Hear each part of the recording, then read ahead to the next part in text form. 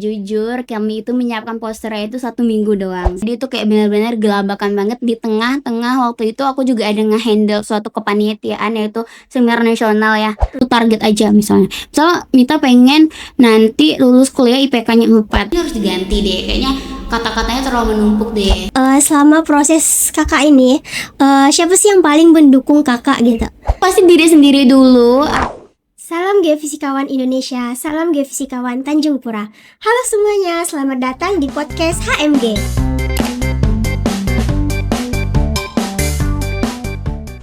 Tempat di mana kita dapat ngobrol santai tentang dunia kampus, pendidikan, dan tentunya dengan pengembangan diri. Kenalin, aku Mita yang akan menemani kalian berbincang-bincang pada podcast kali ini. Sebelumnya aku ingin berterima kasih kepada CV Jaya ASI yang telah mendukung, mensupport podcast HMG pada kesempatan kali ini sehingga kami dapat tetap terus berjalan dan memberikan insight kepada teman-teman semuanya. Oke, jadi pada podcast kali ini aku mempunyai tema yang sangat akrab dengan kehidupan mahasiswa, yaitu tugas mengikat prestasi mendekat. Nah, tentunya pada kesempatan kali ini aku nggak sendirian dong teman-teman. Jadi pada kesempatan kali ini aku bersama narasumber yang sangat aktif, produktif, berprestasi, dan cantik juga dong tentunya. Baiklah, tanpa berlama-lama aku sapa aja ya teman-teman, Kak Tiara Salsabila Hakim. Oke, halo Kak Tiara, selamat datang. Halo Mita, kamu cantik juga. Cantik, terima kasih banyak ya Kak. Gimana nih kabarnya Kak hari ini? Baik banget, walaupun dari pagi tuh tadi udah agak lumayan sibuk ya, tapi karena emang udah berkesempatan diundang sama teman-teman juga untuk di sini, jadi aku tetap harus semangat untuk datang ke sini. Oke, kalau gitu boleh dong nih Kak, ceritain sedikit tentang diri kakak dan kesibukan apa sih kakak belakangan ini? Oke, kenalin, aku Tiara Salsabila Hakim, biasa akrabnya dipanggil Tiara. Saat ini aku mahasiswi program studi geofisika semester 5 ya, dimana semester 5 itu pasti kita lagi sibuk-sibuknya mata kuliah, apalagi saat semester 5 ini banyak praktikum gitu. Jadi emang banyak laporan yang harus kita kerjakan. Itu untuk kuliah, tapi dengan sibuknya akademik ya kita pasti harus balance juga ya dengan prestasi serta keaktifan kita di organisasi-organisasi lain gitu. Jadi aku itu ada beberapa menjadi kepala bidang di organisasi internal maupun eksternal kampus, dan di luar itu aku juga kemarin sempat mengikuti lomba poster internasional dan alhamdulillahnya juara 1 gitu ya. Gitu aja sih Mita untuk kesibukannya sekarang. Oke, boleh dong Kak cerita sedikit nih gimana sih awal mulanya bisa ikut lomba poster internasional itu? Boleh Kak? Oke, boleh. Jadi sebenarnya itu aku ikutnya berdua sama temen aku Nadia, tapi sebenarnya Nadia ini harusnya datang juga hari ini.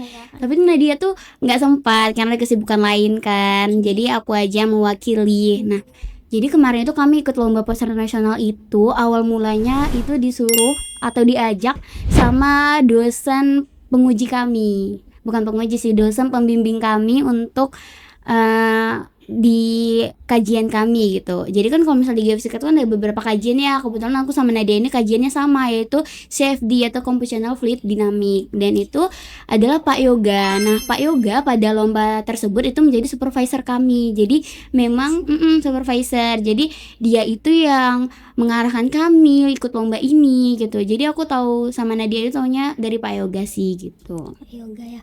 Berarti itu satu dosen pembimbing Kak, gimana? Iya, sebenarnya dosen pembimbing itu belum tahu juga sih, tapi rencananya karena kami ngambil kajian yang sama, kemungkinan besar beliau gitu untuk dosen pembimbingnya. Oke, kalau gitu aku mau tahu dong Kak, kan itu lomba internasional ya Kak, gimana tuh Kak perasaan Kakak kalau tahu ternyata oh ini lombanya nih berskala internasional gitu? Oke, sebenarnya sebelum lomba poster internasional ini, aku sama Nadia tuh juga ada ikut konferensi internasional. Ya, jadi konferensi gitu kan, dimana kita memaparkan penelitian kita gitu. Jadi aku sama Nadia tuh juga nggak terlalu yang shock ataupun kaget gitu loh, karena memang udah ada pengalaman di lomba-lomba atau ajang internasional gitu kan sebelumnya. Nah, jadi dan untuk lomba poster ini kan supervisornya Pak Yoga. Iya, Nah, untuk yang conference itu juga Pak Yoga juga. Jadi ya sebenarnya sama aja, tapi cara kita memaparkan penelitian kita itu yang beda. Kemarin itu kita conference atau kita memaparkan presentasi, kalau misalnya ini ya dengan cara lomba poster kayak gitu sih, Mita. Oke. Kalau lomba poster itu ide-idenya itu datang dari mana gitu, Kak? Oke. Nah, jadi kalau misalnya ide untuk lomba poster itu kan ada dua ya. Misalnya ide untuk penelitian sama ide untuk visual editingnya ya. Terus Nah, edit.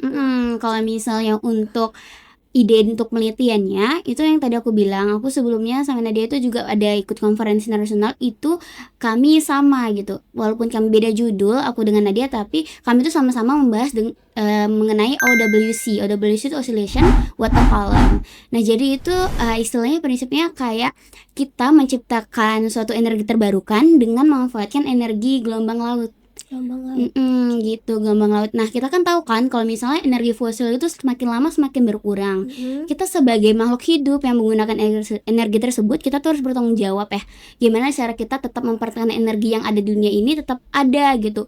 Ya, kita harus dengan belajar, melakukan penelitian caranya untuk mempertahankan energi tersebut. Salah satunya bisa dengan OWC ini. Itu untuk ide penelitiannya. Kalau misalnya untuk ide poster atau editingnya, itu kebetulan aku sama Nadia itu dibagi tugas. Nah, yang mendapatkan job desk untuk editing dan lain-lain itu aku, karena ya Nadia mempercayakan itu kepada aku gitu, dan aku punya basic skill di sana juga. Aku mengambil ide-ide itu kebetulan dari Pinterest. Tapi kita tuh nggak cuman hanya mengambil ide gitu loh, karena ini kan untuk lomba dan poster ilmiah juga ya, pasti ada aturan-aturan yang tertulis maupun tidak tertulis yang harus kita taati gitu kan. Nah, itu aku ngambil poster-posternya itu kebanyakan yang udah terverifikasi kalau misalnya itu poster yang baik gitu. Salah satunya aku mengambil poster-poster anak PKM gitu. Nah, poster-poster mereka tuh sangat-sangat keren banget menurut aku, dan aku mengambil referensi dari sana. Dan untuk isi-isi dari poster tersebut ya pasti kita harus ngikutin ada peraturan-peraturan yang udah disiapkan oleh panitia lomba kayak gitu sih, Mita. Oke. Berarti konsepnya ini udah disiapkan dengan matang-matang gitu ya, Kak? Nggak asal-asalan aja. Iya, benar. Pasti kayak gitu. Berarti selama proses pembuatan poster itu ada nggak sih, Kak, hambatan atau kesusahan nih selama membuatnya gitu? Oke, ada banget ini, jujur kami itu menyiapkan posternya itu 1 minggu doang. 1 minggu. Ya 1 minggu aja, jadi itu kayak benar-benar gelabakan banget. Di tengah-tengah waktu itu aku juga ada nge-handle suatu kepanitiaan, yaitu seminar nasional ya. Seminar nasional yang diadakan oleh HMG, dan kebetulan aku sebagai kepala bidang di situ. Jadi ya memang lagi sibuk-sibuk yang ngurus itu juga. Satu sisi juga pengen banget ikut lomba ini, jadi tuh agak nggak kebagi gitu. Ada sampai 1 hari itu yang udah benar dekat-dekat deadline, itu kami sebenarnya udah ada ngedesain poster sebelumnya, tapi itu nggak di ACC sama Pak Yoga sebagai supervisor kami, karena menurut beliau ya karena warnanya agak kurang menarik dan lain sebagainya macam. Jadi Pak Yoga di situ kayak memberikan tambah-tambahan gitu kan, kayaknya ini harus diganti deh, kayaknya kata-katanya terlalu menumpuk deh. Nah, dari situ tuh itu tuh Hamin 1 malam gitu. Hamin 1, berarti itu revisi, Kakak? Iya, ngerevisi. Jadi kita ngerevisinya tuh benar-benar Hamin 1, dan itu sampai begadang sih aku sama Nadia gitu. Tapi subuh-subuh kayak aku kirimkan ke grup kayak jam 3, kayak aku bilang ini udah selesai revisiannya. Terus Nadia juga bilang kayak oke, ya mungkin ada beberapa yang diganti, kayak gitu aja sih. Sebenarnya berat dijalanin, tapi kalau misalnya sama-sama kita jalanin kompak antar supervisor sama teman kelompok kita ya pasti akan selesai dengan baik sih. Oke, pasti tantangan tuh kan pasti ada ya, Kak, di tengah-tengah proses pembuatan kita. Terus Kak Adi kan pasti sibuk banget ya, Kak. Tadi kan ada semesta juga ya, Kak. Ya. Gimana tuh, Kak, cara Kakak mengatur waktu antara kegiatan Kakak dengan poster yang sedang Kakak buat ini bisa tetap Kakak handle sama-sama gitu? Oke, sebenarnya caranya itu aku nggak tahu nih, setiap orang pasti caranya punya cara yang beda-beda, dan enaknya itu tergantung dari mereka masing-masing ya. Kalau misalnya aku enaknya itu gini, kita itu pasti harus ada punya list prioritas ya. List prioritas. Bagi aku akademik itu prioritasnya pasti pertama, dan untuk berlomba-lomba seperti prestasi itu kedua, dan yang ketiga itu ya seperti organisasi dan lain-lain. Mungkin untuk lomba, karena lomba itu kan jangka waktu yang kita gunakan itu nggak terlalu lama ya. Kalau misal kayak organisasi atau kegiatan apapun tuh biasanya agak lama kan, jangka waktu yang bisa sebulan, 2 bulan, setengah tahun, 1 tahun gitu kan. Jadi memang aku pasti akan prioritaskan ke lomba aku dulu gitu. Pasti kita akan prioritaskan lomba karena ya sebenarnya kita lihat aja gitu impact dari ikut lomba ini kan pasti besar banget tuh kan. Nah, mana impact yang lebih besar itulah yang akan kita prioritaskan kayak gitu sih Minta. Iya. Ada nggak sih kayak buat to-do list atau di tanggal itu buat remember gitu-gitu, Kak? Oke, aku ini adalah orang yang selalu atau bilang ke teman-teman aku untuk gunakan yang namanya Google Calendar. Google Calendar. Iya, karena Google Tools, anything Google Tools itu sangat-sangat important banget ya buat kita gunakan. Misal Google Calendar lah, Google Meet, Google Scholar dan lain segala macam. Itu sangat-sangat berguna karena Google itu kan ada company yang gede banget ya, dan dia punya akses kemanapun itu sangat luas gitu kan. Bahkan kalau misalnya aku nih ada acara rapat nih kan, nah biasa kita tentukan rapat itu kan di WhatsApp ya, di WhatsApp. Nah di WhatsApp itu aku kan kita kalau misalnya ada tools di WhatsApp itu namanya event atau acara. Aku kadang tuh kalau misalnya kita nentuin rapat ya lewat situ aja gitu, nanti bisa kita langsung sinkronin dengan Google Calendar. Nah, jadi kalau misalnya dibilang to-do list ataupun catatan timeline dan lain semacam ya aku pakai Google Calendar karena kita bisa ngatur juga kayak kapan kita mau diingatkan sama Google Calendar, misalnya 30 menit sebelumnya, 1 hari sebelumnya, dan itu bisa connect kemana aja gitu, ke email, ke Google Meet dan lain-lain gitu sih. Oh, aku juga baru tahu nih, Kak. Jadi teman-teman nih juga boleh nih dicuri cara Kak Tiara nih untuk mengatur waktunya ya teman-teman.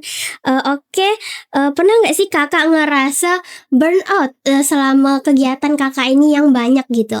Oke. Dan gimana tuh Kak cara Kakak mengatasinya? Oke. Menurut aku ya, pasti setiap orang itu akan ada di tahap burnout gitu. Entah itu mahasiswa, pekerja, anak-anak, bahkan pasti akan pernah ngerasakan yang burnout gitu kan. Karena ya kita itu pasti ada posisi yang kayak aduh capek banget lah atau apalah gitu kan. Nah, jadi ya otomatis kita harus tahu gitu caranya diri kita itu masing-masing gimana cara kita mengatasi burnout itu. Setiap orang itu sebenarnya punya caranya yang enak masing-masing ya, tapi kalau misalnya untuk aku itu misal aku udah di tahap yang burnout parah nih. Aku udah di tahap yang burnout parah. Misalnya aku kayak kemarin habis ikut kegiatan yang 1 hari itu kayak full banget. Itu kan pasti udah kayak buat aduh capek banget dan lain-lain gitu kan. Aku harus beli makanan yang aku suka. Iya benar kan. Jadi kemarin itu aku ada satu harian itu acara full banget. Aku itu beli pizza 1 loyang dan itu aku makan sendiri. Habis.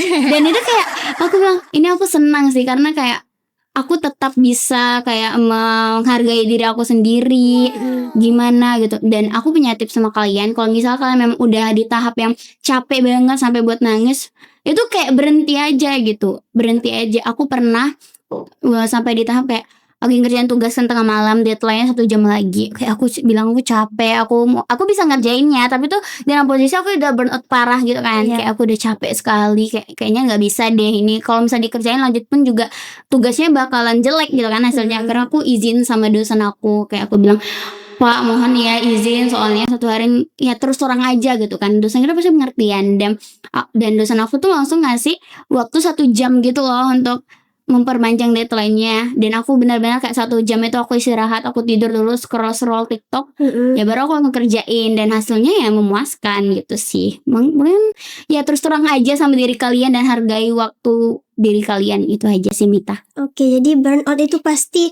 real banget ya Kak? Iya benar. Jadi kan tadi kan Kakak udah ada burnout juga ya Kak. Jadi apa sih atau ada enggak sih yang buat Kakak tetap semangat, tetap mau ngikutin apa sih? Tetap mau ngikutin yang Kakak buat gitu. Iya. Tetap semangat ngikutin lomba juga yang Kakak ikutin ini. Oke, ada. Kita tuh sebagai seorang yang ingin sukses, seseorang yang ingin berkembang, kita tuh harus punya target utama kita. Misalnya kayak aku itu pengen kerja di perusahaan internasional yang berkaitan dengan bidang aku. kayak kamu harus punya satu target aja. Misalnya Mita pengen nanti lulus kuliah IPK-nya 4, atau nanti Mita pengen nanti kerjanya di Pertamina misalnya kayak gitu. Aku tuh punya salah satu caranya. Kita pasti tahu namanya LinkedIn ya.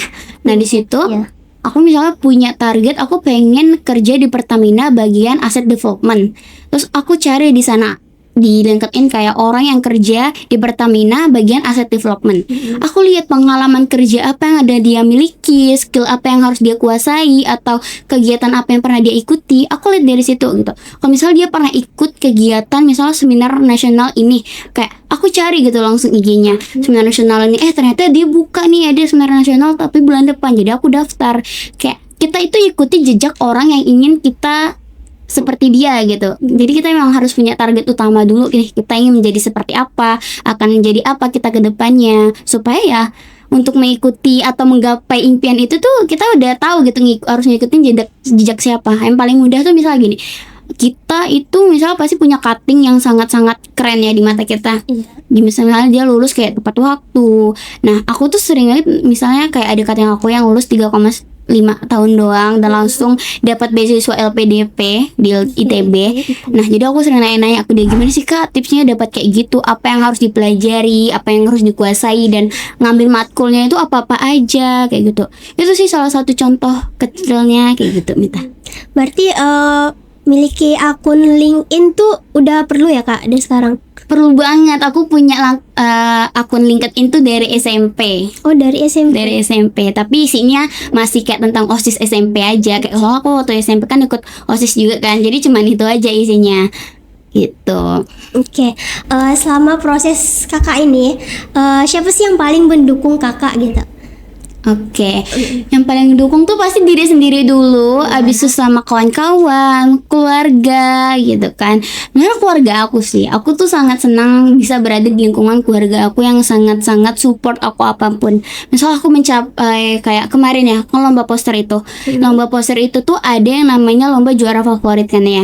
Dimana lomba juara favorit itu tuh harus memiliki vote yang paling banyak, dan itu cuma 1. Situ aku minta tolong sama keluarga aku, keluarga terdekat aku, mama aku, adik-adik aku, tante aku, dan lain-lain. Nah mereka tuh sangat-sangat yang sesupport itu gitu loh. Kayak bener-bener mereka tuh pengen ngebantu aku untuk menjadi orang yang sukses. Dan kalau misalnya aku udah mencapai hal tersebut, ya mereka tuh akan kayak ngasih kayak selamat ya. Itu kayak membuat aku semakin semangat gitu, ingin menggapai apapun gitu. Gitu sih Mita. Oke.